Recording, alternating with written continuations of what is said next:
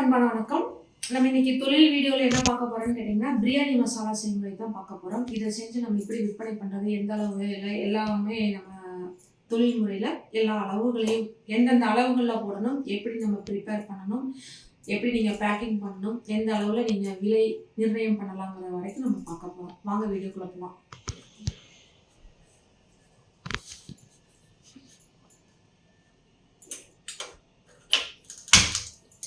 பொதுவாக நான் எப்படி பண்ணுவேன்னு கேட்டிங்கன்னா, பிரியாணி மசாலா செய்கிறதுல இல்லை இரும்பு வடைச்சட்டியில் தான் செய்வேன். நார்மலான அந்த வானொலி வடைச்சட்டியில் செய்கிறத விட இரும்பு வடைச்சட்டியில் செஞ்சால் அதோட சுவையும் மனமும் ரொம்ப நல்லாயிருக்கும். சரிங்களா? நான் இப்போ ஒரு நார்மலான ஒரு அளவில் தான் நான் பண்ண போகிறேன். கொத்தமல்லி 100 கிராம் அளவுக்கு நம்ம எடுத்துக்கணும். அதாவது தனியா வானொலி சூடாகிருக்கும், அதுக்குள்ளே எல்லாமே நம்ம வெயிட் பார்த்துட்டு வந்துடலாம்.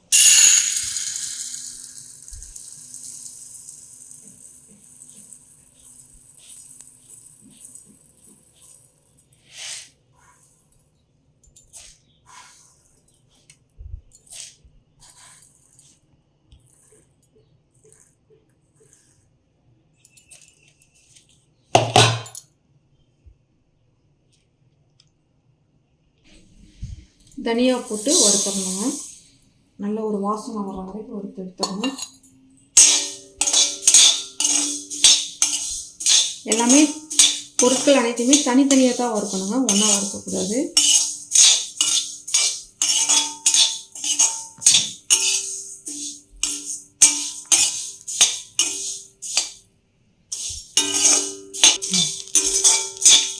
நீங்கள் பார்த்தீங்கன்னா இந்த பொரியிற சத்தம் கேட்கும், நல்ல ஒரு வாசனை வரும்.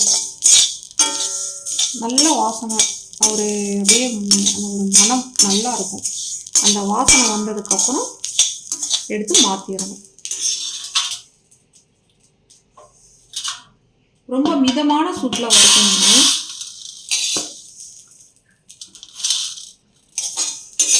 ஆற வைக்கணும். ஆறினதுக்கப்புறம் தான் எல்லாம் நம்ம அரைக்கவே முடியும்.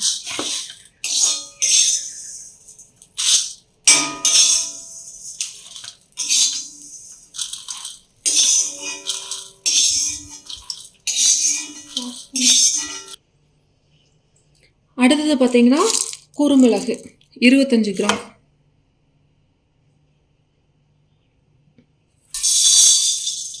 எல்லாம் உங்களுக்கு தெரியணுங்கிறதுக்காக தான் ஒன்றும் எடை போட்டு நானே காமிச்சிட்ருக்கேன். ஏன்னா இது வகுப்புக்கு வந்து கற்றுக்கிட்டு அதோட தொழிலாகவே செஞ்சுருக்காங்க ஒரு சாதனை. ரொம்ப நல்லா பண்ணியிருக்காங்க. மசாலா பொடி வகைகளே அவங்களுக்கு பிரியாணி மசாலா பொடி தான் அதிகமாக போகுதுன்னு அவங்க சொல்லுவாங்க. ரொம்ப சந்தோஷத்தோடு அப்படியே ஒரு அவ்வளோ ஒரு மகிழ்ச்சியோடு சொல்லுவாங்க. கேட்கறதுக்கே மனசுக்கு ஒரு திருப்தியாக இருக்கும்.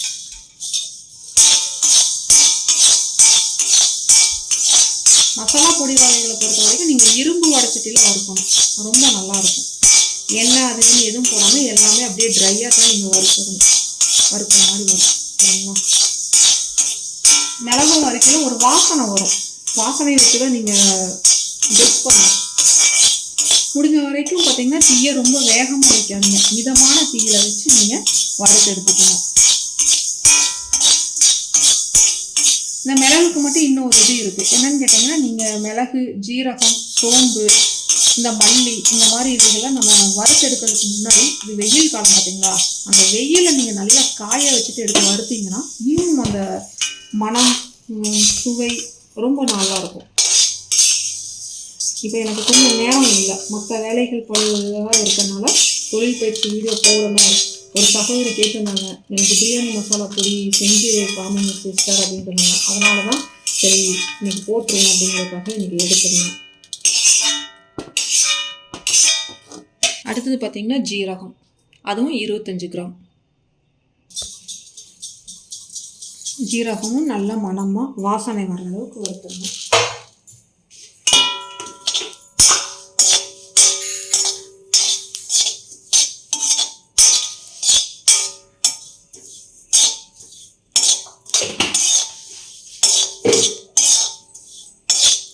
நீங்கள் நினைக்கலாம், ஏன்னா பிரியாணிக்கு இத்தனை பொருள்கள் போடணும் அப்படின்னு நினைப்பீங்க. அந்த மாதிரி இல்லை, இது போடும் போது தான் அந்த அளவுக்கு ஒரு சுவை மனம் ரொம்ப நல்லாயிருக்கும். பொதுவாக நம்ம சொல்லுவோம் முஸ்லீம் சகோதரிகள் வீட்டில் செய்கிற பிரியாணிங்கிறது ரொம்பவுக்கு நல்லாயிருக்கும். அந்த பாய் வீட்டு பிரியாணினாலே அதனுடைய சுவைங்கிறது வித்தியாசமாக இருக்கும், நல்லா இருக்கும் பார்த்தீங்களா. அதுக்காக அந்த முறைப்படி நம்ம இந்த பொடியை நம்ம தயார் பண்ணுறோம். ஜீரகமும் பொன்னிறமாக வரல அந்த மாதிரிலாம் கணக்கு எதுவுமே இல்லை. அந்த வாசனை நல்லா வரணும். அந்த வாசனை வந்த உடனே நீங்கள் எடுத்துருங்க. நீங்கள் எல்லாம் தனித்தனியாக தான் போட்டு அரைக்கணுங்கிறதுல இல்லை, எல்லாம் வறுத்துட்டு ஒரே இதாக போட்டுட்டு மிஷினில் கொடுத்து அரைச்சிருங்க. மிக்சியில் ஆரம்பம் முறையில் தொழில் செய்கிறீங்க, அப்போ தான் சின்ன அளவில் செய்கிறீங்கன்னா நீங்கள் மிக்சியில் அரைக்கலனாலும் அந்தளவுக்கு நல்ல ஒரு பவுடர் மாதிரி அரையப்படுமா, அந்தளவுக்கு ஜார் நீங்கள் நல்லா வச்சுருக்கீங்களான்னு பாருங்கள். இல்லையா ரிஸ்க் எடுக்காதுங்க. ரொம்ப வெளியில் போய் நம்ம அரைச்சிட்டு வரதுனால ரொம்ப நமக்கு செலவுகள்லாம் அந்தளவுக்கு வராது. இன்னும் பவுடருங்கிறது உங்களுக்கு ரொம்ப நல்லா இருக்கும்.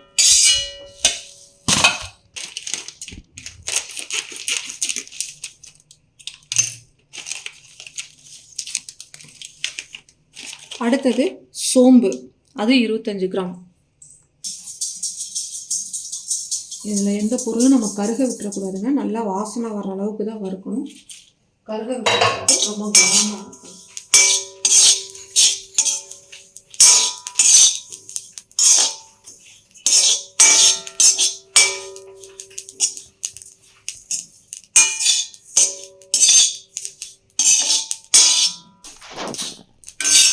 சோம்பு நல்லா வாசனை வர வரைக்கும் வறுத்துருங்க, கருகிடக்கூடாது.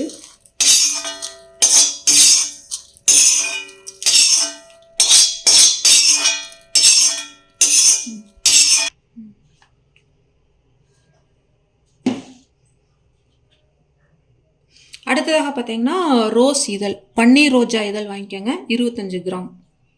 இதையும் நல்லா வாசனை வர அளவுக்கு நீங்கள் வறுத்து வச்சிடணும்.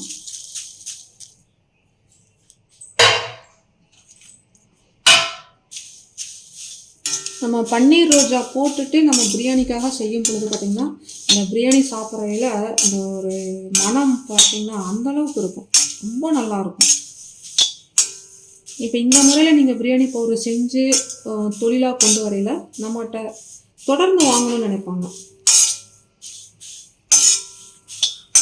எப்போவுமே வியாபாரத்தில் நம்ம கவனிக்க வேண்டிய ஒரு விஷயம் என்னென்னு கேட்டிங்கன்னா, தரமான பொருட்களை வாங்கி நம்ம ஆரம்பம் செய்யணும். நல்லா தொடர்ந்து வாடிக்கையாளர்களுக்கும் சரி, வாடிக்கையாளராக நினைக்காதீங்க. நம்ம சாப்பிட்ற மாதிரி இருந்துச்சுன்னா எப்படி நம்ம தரமாக குவாலிட்டியாக இருக்கும், அது மாதிரி தான் நம்மளோட உறவுகள், நம்மளோட நண்பர்களாக தான் வாடிக்கையாளராக நினைக்கணும். அந்த மாதிரி நினச்சிட்டு ரொம்ப தரமான பொருட்களை தூய்மையான முறையில், சுத்தமான முறையில் நம்ம தயாரித்து தரும் பொழுது அந்த வாடிக்கையாளர்கள் எப்பொழுதுமே நம்மகிட்ட ஒரு நல்ல நட்புறவோடு தொடர்ந்து நம்மகிட்ட வாங்கிட்டு இருப்பாங்க. நம்மளால அவங்களுக்கு ஒரு நன்மை, அவங்களால நமக்கு ஒரு நன்மை. அப்படியே அந்த வாசனை பார்த்திங்கன்னா ரொம்ப நல்லா வரும். அந்த வாசனை பார்த்திங்கன்னா ரொம்ப நல்லா இருக்கும். ரோஜா இதில் நீங்கள் இது பண்ணல அந்த வாசனை வந்த உடனே ஆஃப் பண்ணிடுங்க. ரொம்ப கருக விட்டுறாதீங்க, ஏன்னா இதழ் ரொம்ப மெல்லிசாக இருக்கும் பார்த்தீங்களா. சிம்மில் வச்சு தான் நீங்கள் செய்யணும். அடுத்ததாக பார்த்தீங்கன்னா கிராம்பு 15 கிராம் எடுத்துக்கோங்க.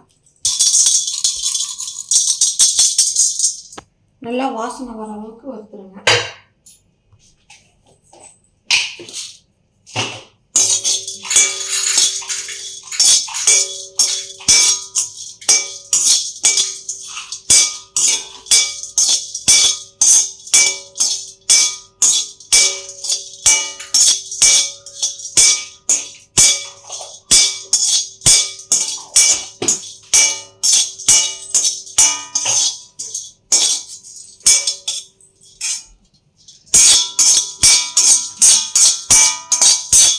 சிம்மில் வச்சு தான் நான் வறுக்கணும் பாருங்கள், சிம்மில் வச்சு தான் வறுக்கணும்.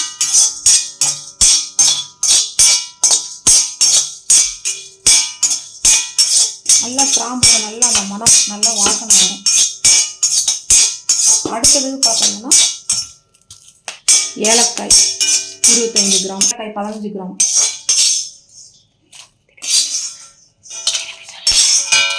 அடுத்ததாக ஏலக்காய் 15 கிராம் அளவுக்கு எடுத்துக்கோங்க.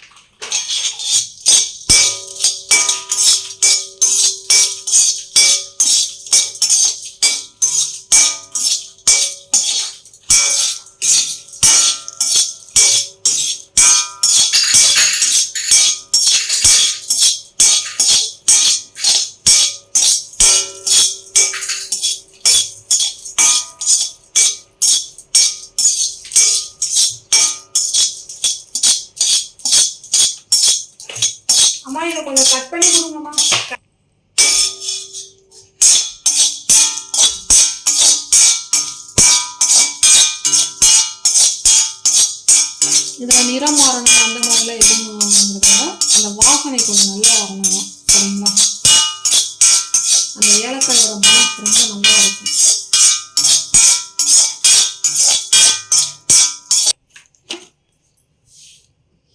அடுத்தது பார்த்தீங்கன்னா மராத்தி மொக்கு 15 கிராம்.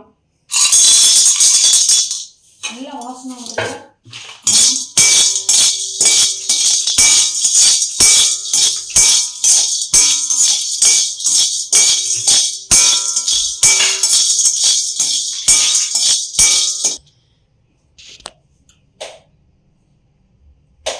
அடுத்தது பார்த்தீங்கன்னா இந்த ஸ்டார் அன்னாச்சி மொக்குன்னு நம்ம சொல்லுவோம், அது 15 கிராம்.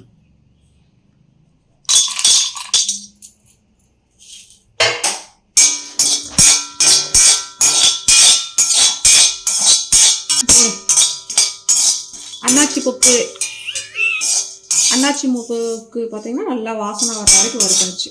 சரிங்களா? அடுத்தது சுருள் பட்டை. அது எப்படி இருக்கணும்னு கேட்டிங்கன்னா இந்த மாதிரி இருக்கிறத நீங்கள் வாங்கிக்கோங்க. நான் சின்னதாக எல்லாத்தையும் உடச்சி போட்டிருக்கேன், அப்போ தான் எனக்கு அரைக்கிறதுக்கு நல்லா இருக்க முடியும்ட்டு. பாருங்கள், இந்த மாதிரி சுருள் பட்டை இந்த மாதிரி தான் நான் வாங்கியிருக்கேன். இதை வாங்கி இதை இப்படி நான் உடைச்சிட்டேன். இப்படி தான் நான் உடச்சி நான் இதில் போட்டிருக்கேன். சரிங்களா? இப்படி தான் நான் அதை உடைச்சி போட்டிருக்கேன். ஏன்னா அந்த பட்டையிலேயே இந்த சுருள் பட்டை இந்த இதை நம்ம இந்த குவாலிட்டி பார்த்து நம்ம வாங்கலை, அந்தளவுக்கு டேஸ்ட் ரொம்ப நல்லாயிருக்கும், மனம் வாசனை அந்தளவுக்கு நல்லாயிருக்கும்.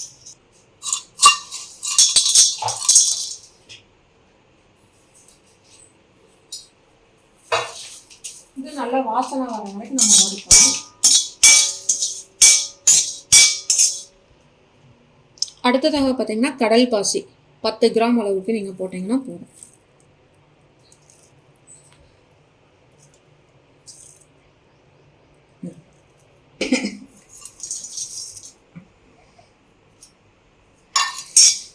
இதுவும் ரொம்ப மெல்லிஸாக இருக்கும், அதனால் உடனே வறுத்த உடனே எடுத்துருங்க, ரொம்ப நேரம் வறுக்க விடாதீங்க.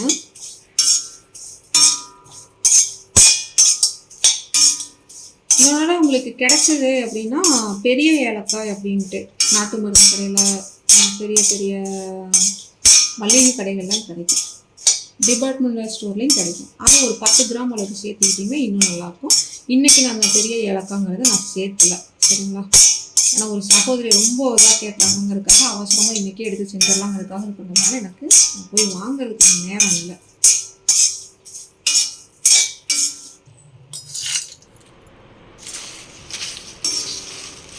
பிரிஞ்சி இலை பார்த்தீங்கன்னா 10 கிராம் அளவுக்கு போடுங்க. சரிங்களா? நல்லா அந்த வாசனை வர்ற அளவுக்கு வறுத்துட்டு பவுடர் போடுங்க. அடுத்தது பார்த்தீங்கன்னா ஜாதி பத்திரி 15 கிராம். நல்லாயிருக்கும். ஜாதி பத்திரிலாம் நம்ம வாங்குற மாதிரி இருந்துச்சுன்னா கொல்லிமலையில் வாங்குவாங்க, சூப்பராக இருக்கும். ஜாதிக்காய், அந்த ஜாதி பத்திரி, அந்த மிளகு, குறுமிளகு, இந்த மூணுமே அந்தளவுக்கு ரொம்ப நல்லா இருக்குங்க.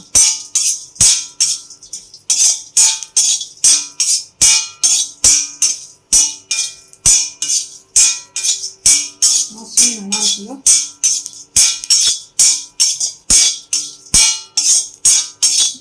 நைட்டில் பிரியாணி பார்த்தீங்களா? நல்லா இருக்கா பிரியாணி? பார்த்தீங்கன்னா அந்த பலா பிஞ்சு இருக்குல்ல, அதை வாங்கி பிரியாணி போட்டுருவாங்க.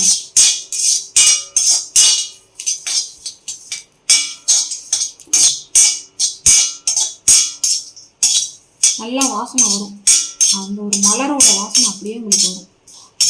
அதுக்கப்புறம் அப்படியே அதுக்கப்புறம் ஜாதிக்காய் ஒரு 3 வறுத்துருங்க. லைட்டாக வறுத்துருங்க, ரொம்ப வறுத்துங்கிற அவசியம் இல்லை. ஜாதிக்காய் இதோட இன்னொரு பெனிஃபிட் என்னன்னு கேட்டிங்கன்னா, நிறைய இதோட மெடிசினல் வேல்யூ இருக்குது, மருத்துவ குணங்கள் இவ்வளோதாங்கிறதுலாம் இல்லை, அதிகமாக இருக்குது. உங்களுக்கு முக அழகுக்காக இது நீங்கள் என்ன பண்ணலான்னு கேட்டிங்கன்னா, தனியாக ஒரு சந்தனம் அரைக்கிற மாதிரி இந்த ஒரு காயை மட்டும் எடுத்து கல்லில் போட்டு நல்லா அரைச்சி அதை எடுத்து முகத்துக்கு பூசிட்டு ஒரு 5 நிமிஷத்துக்கு அப்புறம் குளிர்ந்த தண்ணியில் முகத்தை கழுவி பாருங்கள், முகம் பளபளப்பு நல்லா இருக்கும். என்னோட வேல்யூ ரொம்ப ஜாஸ்தி. ஜாதிக்காய் பற்றி நிறைய மருத்துவ குணங்கள் அந்த அளவுக்கு இருக்குது.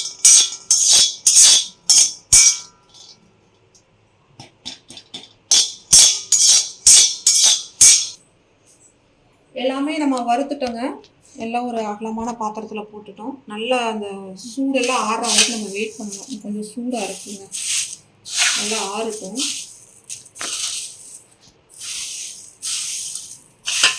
நீங்கள் இந்த அளவுக்கு முதல்ல சின்ன அளவில் தான் ஆரம்பம் செய்கிறீங்கன்னா நீங்கள் மிக்சிலே அரைக்கலாம். ஆனால் மிஷினில் கொடுத்து அரைச்சி பாருங்கள், நல்லாயிருக்கும். நான் எங்கள் பக்கத்தில் பார்த்தீங்கன்னா சின்ன மிஷின் இருக்குது, கொடுத்துட்டோம்னா அவங்க அரைச்சி கொடுத்துருவாங்க.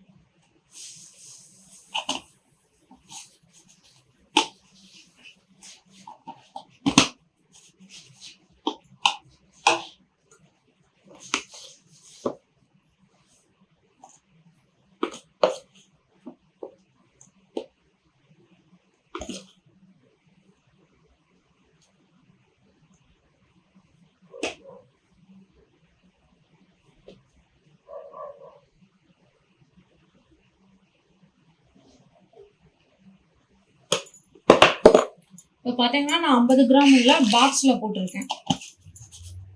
இப்போ பிரியாணி மசாலாங்கிறதுங்கிறது நமக்கு 50 கிராம் அளவுக்கே நமக்கு போதுமானது. இல்லை 100 கிராம் பேக்கிங்கில் நீங்கள் போடுற மாதிரி இருக்குது அப்படின்னா இந்த மாதிரி கவர் வாங்கிக்கோங்க.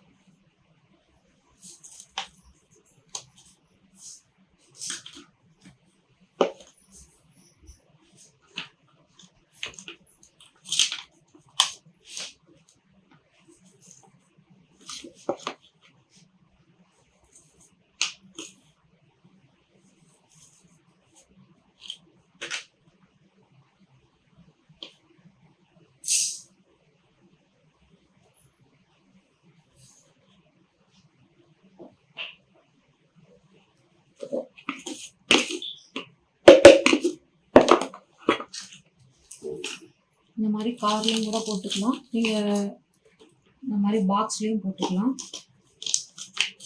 நான் முடிஞ்ச வரைக்கும் பாக்ஸில் தான் போட்டு கொடுத்துட்டு இருந்தோம். எதனாலன்னு கேட்டிங்கன்னா, இந்த பிரியாணி மசாலாங்கிறது ஒரே முறை நம்ம யாரும் தீர்க்க மாட்டாங்க, 2-3 முறைங்கிற அந்த மாதிரி தான் எடுத்துப்பாங்க.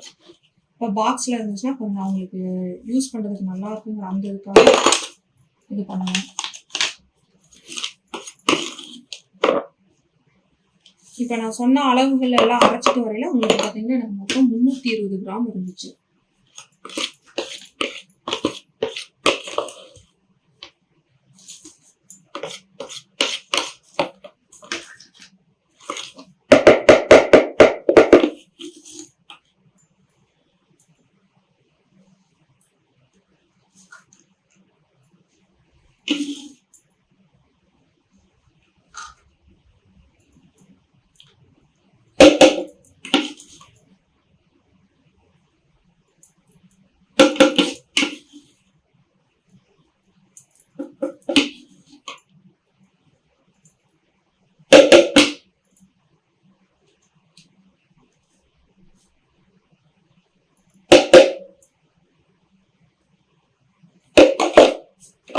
பார்த்தீங்கன்னா 75 கிராம் அளவுக்கு. அந்த பாக்ஸு பிளாஸ்டிக் கவர்லாம் பார்த்தீங்கன்னா உங்கள் ஏரியாவில் இருக்கிற ஹோல்சேல் கடைகளில் பிளாஸ்டிக் பாக்ஸு கவரில் பேக்கிங் கவர் கிடைக்கிற இடங்களில் நீங்கள் போய் நீங்கள் கேட்டீங்கன்னா சொன்னீங்கனாலே தருவாங்க. இந்த பாக்ஸ் பார்த்தீங்கன்னா எனக்கு ஒரு பீஸ் பார்த்தீங்கன்னா 8 ரூபாய் 50 பைசா அந்த ரேஞ்ச் போடுது. இந்த கவரோட இது பார்த்தீங்கன்னா ஒரு கவர் பார்த்தீங்கன்னா 100 பீஸ் இருக்கிற கவரை உங்களுக்கு 210 ரூபா, 21 பைசா அந்த ரேஞ்சுக்கு வரும்.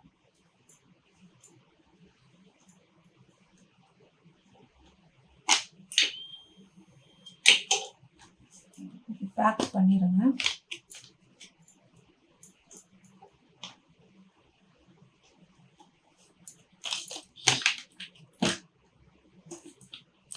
இது 100 கிராம் உங்களுக்கு, இது 75 கிராம் மட்டும்தாங்க இருக்கு. இது எல்லாமே 50 கிராம்.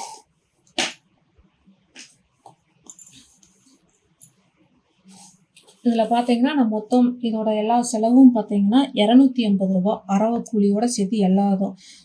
இப்போ நீங்கள் அளவாக கம்மியாக வாங்குறதுனால உங்களுக்கு ரேட்டு கொஞ்சம் ஜாஸ்தியாக வரும். இதுவே ஹோல்சேலுக்கு மொத்தமாக நீங்கள் எல்லாமே அதிகமாக வாங்குற மாதிரி இருக்குன்னா இன்னும் கொஞ்சம் நமக்கு நல்லாவே ரேட்டு குறைவாக இருக்கும். நம்ம 50 கிராம் போடுறீங்கன்னா அப்போ உங்களுக்கு நீங்கள் எவ்வளோ லாபம் வச்சுக்கலாம் அப்படின்ட்டு ஒரு அளவான லாபத்தை வச்சு நீங்கள் இது பண்ணிக்கலாம். எஃப்எஸ்எஸ்சி சர்டிஃபிகேட் வாங்கிட்டு அந்த நம்பரை வச்சு உங்களோட பேரில் ஒரு ஸ்டிக்கரை போட்டு நீங்கள் சேல்ஸுக்கு இது பண்ணிக்கலாம். இதுலேயும் ஒரு சின்ன ஸ்டிக்கர் நீங்கள் போட்டிங்கன்னா இன்னும் பார்க்குறதுக்கு லுக் வைஸ் ரொம்ப நல்லாயிருக்கும். ஒரு பக்கம் ஓப்பனில் விட்டுருங்க, ஒரு பக்கம் நீங்கள் ஸ்டிக்கர் போட்டிங்கன்னா ரொம்ப நல்லாயிருக்கும். சரிங்களா? இப்போ நம்மளோட புட்டு மாவுக்குள்ள ஸ்டிக்கர் பார்த்துருப்பீங்க, அந்த மாதிரி இருக்கும். அந்த மாதிரி போட்டிங்கன்னா ரொம்ப நல்லாயிருக்கும். சரிங்களா? தொழில் முறைங்கிறது நிச்சயமாக எல்லாத்துக்குமே உபயோகமாக இருக்குங்கிற நம்புகிறேன். அடுத்த ஒரு நல்ல வீடியோவில் சந்திக்கலாம். நன்றி, வணக்கங்க.